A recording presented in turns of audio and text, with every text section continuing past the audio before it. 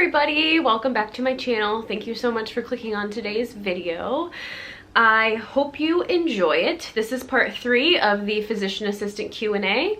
If you haven't seen part 1 or part 2, I will link them in the description box, and I will also pop something up here if you want to click on that. But without further ado, well actually, first, if you enjoy this video, give it a thumbs up, and go ahead and subscribe to my channel if you want to see more stuff about physician assistant things or the career, and also just about a balanced lifestyle while being in a medical career, because that is what I plan to post about. That's my thing.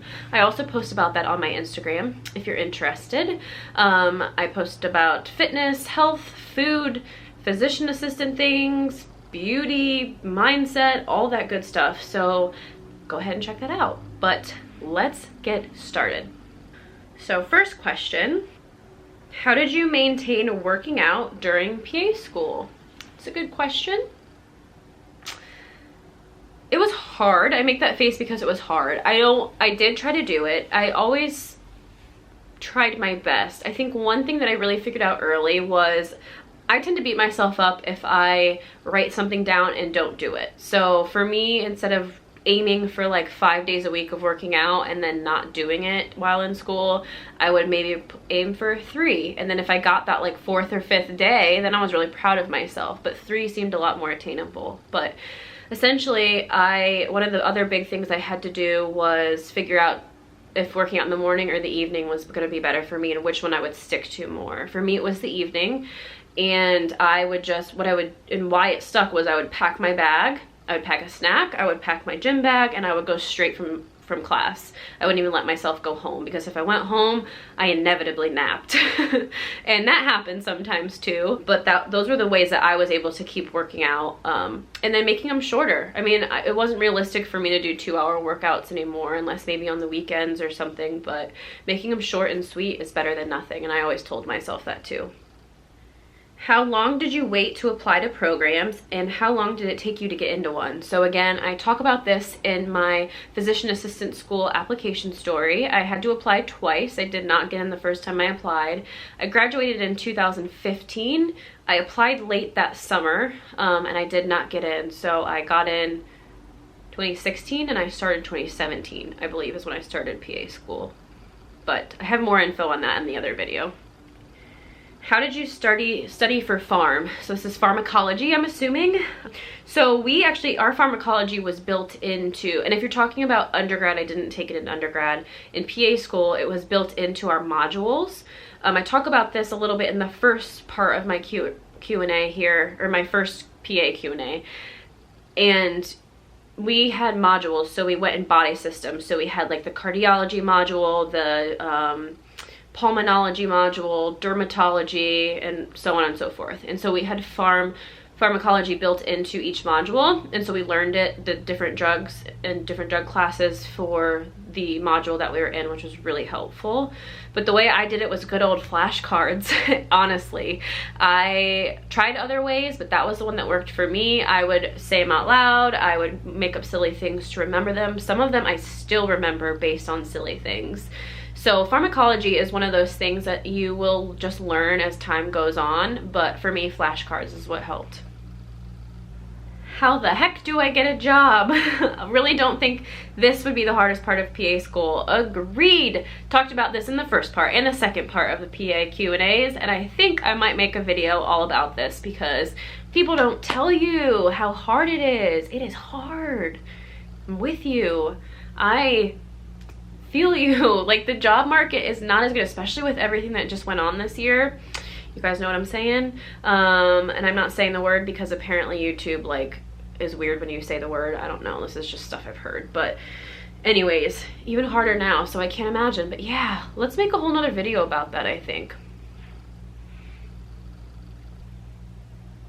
Currently considering taking a gap year to fulfill PCE requirements. Good idea? Question mark. I think I should have planned that from the beginning, to be honest. So yeah, I'd say it's a really good idea. Patient care experience is a big one on the applications, and the more you have, the way more competitive you are. I ended up doing that unintentionally because I didn't get in the first time I applied. I ended up going back, getting another job in the hospital and just working to get patient care experience and ramp up my application with that. So I definitely think it's a good idea. Your biggest PA school interview tips, please. This one might seem pretty obvious, but prepare. One of the big things I would do is prepare on researching the school and look at like the stats and different things that you can say, because they probably will ask you, why did you choose this school and to apply to? And so you want good reasons. So to be able to, like, I think I talked about, like, you know, the school I went to was one of the first PA schools actually, and so I talked about, oh, it was like founded in this year and I'm so happy that it's been around for so long, or something like that. Like, I researched it. But then also just be sure to be yourself.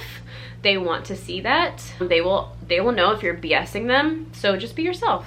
Oh, last thing with that too is that I would definitely, when I say prepare, not only research the school, but I printed out, like, in advance, I printed out like questions on questions of like possible interview questions, and I came up with answers for all of them.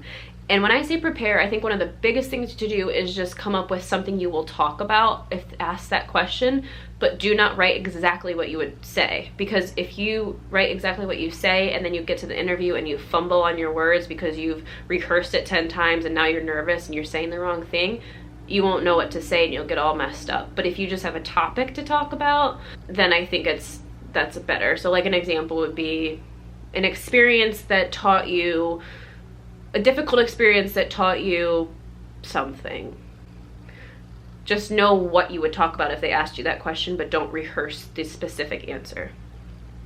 That's my advice. That was a long one. How did you get patient care experience? This is in my physician assistant application school story, but another, I just can quickly say, I worked at a children's hospital back up. I got my nursing aid certification and license. I did that during the summer from my sophomore to junior year of undergrad. It was like a condensed licensing course. You had to be in class like all day for a week, and then like a couple weeks of clinicals, and then you took your test and got your license. So it was really condensed and fast, which was awesome. And then I got a job as a patient care assistant at a children's hospital where I live, and I worked on the bone marrow transplant unit. It was a very eye-opening and sad first job, but I loved it and I love kids, so I was fortunate to get that job.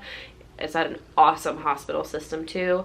And then the second job that I got was on the mother-baby unit at another hospital. So yeah, you guys know I love kids by now if you've watched my other videos. So these were like dream patient care assistant jobs, and that is what I did. So I got to work with newborn babies and new mamas for my second job, and kiddos with my first job. It was awesome. So also, that's another thing, is just because you become a patient care assistant doesn't mean, or a nursing aide does not mean you have to work in nursing homes. I never worked in a nursing home. When applying to PA school, which factored into your decision more? Location, distance from home, or money? All three. The first time I applied, none of them. I applied to like my dream schools, and probably not the smartest thing, because if I looked at my stats, I really wasn't up there and I wasn't super competitive, but I applied because I thought there was a chance, and I honestly wasted a lot of money doing that. So I would definitely factor in location and money. I ended up applying all in state the second time because it was way cheaper as well, so something to consider. Did your study methods change when you entered PA school? That's a really good question. Yeah, they definitely did, and I think that's something that people don't necessarily expect, but you are not going to study the same way that you did in undergrad as you do in PA school, because undergrad, technically the amount of information you're given is less over an extended period of time, whereas in PA school you were learning so much so fast, you have to pretty much adapt new ways. Like in undergrad, I wrote my notes out and I would study that way, but in PA school it's just you're boom boom boom through the information, and I just couldn't write it all out like that, so I had to come up with new ways. Who did you ask to write your letters of recommendation? I'm assuming this is for PA school, but I'll talk about both quickly. So for PA school, I asked, who did I ask? I asked my manager at my hospital job, so my boss at my hospital job. I asked a nurse that I worked with who was like our charge nurse at my hospital job. I asked my manager at my restaurant and bartending job because I had been working with him for like 6 years. So he knew me pretty well, and he knew like how hard I was working to get into PA school. And I think I asked a doctor I had shadowed as well. So I think I had 4, and I think those are who I asked. Getting my job as a PA, I asked, I think I ended up asking all people who were my preceptors during my clinical rotations. So I had that. Did you feel that your program adequately prepared you for the PANCE? So again, this was, no, my camera's gonna die. Okay, if it dies, we'll pick up here in a minute. But they definitely adequately prepared us for the PANCE. The PANCE rate was like 99%, so it was really, really good. And I think that's something to look at when you're applying to schools, is the PANCE pass rate for the school. Super important. How to make your application a competitive one with a low GPA. Bumping up everything else in your application would be really helpful, and also writing a really bomb essay. The essay is where you can use your voice and kind of maybe explain why your GPA is low, and that way they can hear you out. And then if they see that your application is strong in every other aspect, then they will likely look over that GPA. So just because you have a low GPA doesn't mean you won't get into school either. I had classmates who had pretty low GPAs in undergrad, and they were there. So yeah. Did you continue to study primary care topics after graduating / taking the PANCE? I did not. I took time off between taking my boards and getting my job. I didn't really study anything. I studied as I went. When I needed to look something up with patients, I would do it then, and that's what I definitely recommend, because I was so, like I talked about a little bit in my second PA Q&A, that I was getting a little bit burnt out with school, and so for me taking that break was necessary. And I learned so much every single day still, that I don't go home and study or things like that. I usually do it on the job while I'm there. What advice do you have for those going into PA school in the fall? First of all, congratulations. Second of all, I would say don't try to study. Don't try to study, and don't try to prepare, because you will just jump in when you get there. And I don't think it will make a huge difference, because a lot of the information you're learning is going to be new to you. You're not going to use a lot of organic chemistry. You're not going to use a lot of, besides like anatomy and physiology, you're not going to use a lot of the science stuff that you learned, unfortunately, in undergrad. So I would take the time to spend time with family, to travel, travel as much as you can right now with everything going on, and just enjoy your last few months before heading into PA school, because once you get into PA school, it is nose to the grind. And I think it's better to just kind of clear your mind and prepare in that way than to prepare like studying. How did you decide on a loan repayment plan? I talked about this one a little bit in my first PA Q&A as well. I chose something that for me would allow me to pretty much pay as little or as much as I wanted to in any given month, if that makes sense. I'm not going to go into a lot of detail because we're all so different with this. Basically what I chose is it would give me enough freedom to be able to travel, because that's really important to me, while also building a savings. But you know, if there are months where those aren't, especially with everything going on recently, if there's months where that's not really a priority anymore, then I can make huge payments if I wanted to. So I picked a very flexible repayment program, and that's why I did that. As suspected, my camera definitely died, or the battery died. So I'm gonna do about 2 more questions, and then I'm gonna end it there. So the first one is, what makes a good essay so this is for entering PA school. I think the biggest thing is just to be yourself, but also tell a piece of your story as to why you want to become a PA. That makes it, obviously, I think that's what the question is when they ask you, or that's the question that they ask you when you're writing your essay. But definitely speak true to yourself and from your heart. Otherwise, it's easy to read if you're being kind of fake. So just make sure that you're speaking from your heart, and that would be what I would say would make a good essay. And then my last question I'm going to do here is, did you ever lose confidence during school? If so, how did you gain it back? I lost the most confidence during PA school when I actually failed one of my exams.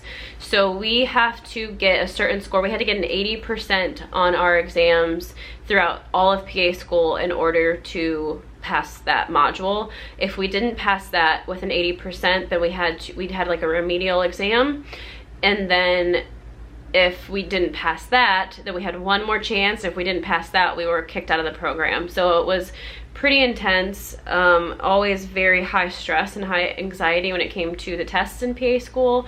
And during my, which one was it? Endocrinology exam, I failed it. And I just remember crying. I remember coming home, laying on the couch, thinking I was such a failure.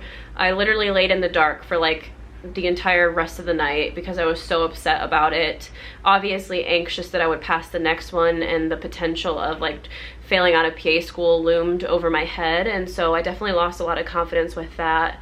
I eventually ended up having like a week to study for the remedial exam for endocrinology, and got myself up, got myself studying again, had to pep talk myself back into a little bit of confidence, and from there I actually ended up acing, like 99% acing the remedial exam. So from then I knew there were changes I had to make with my studying. It really taught me a lot. When I had failed, I had not taken studying for that as serious as I had with past exams, and as every exam went on, I was taking studying less and less serious, and then I failed. So it really put things into perspective, but my confidence definitely went up after I aced the remedial exam.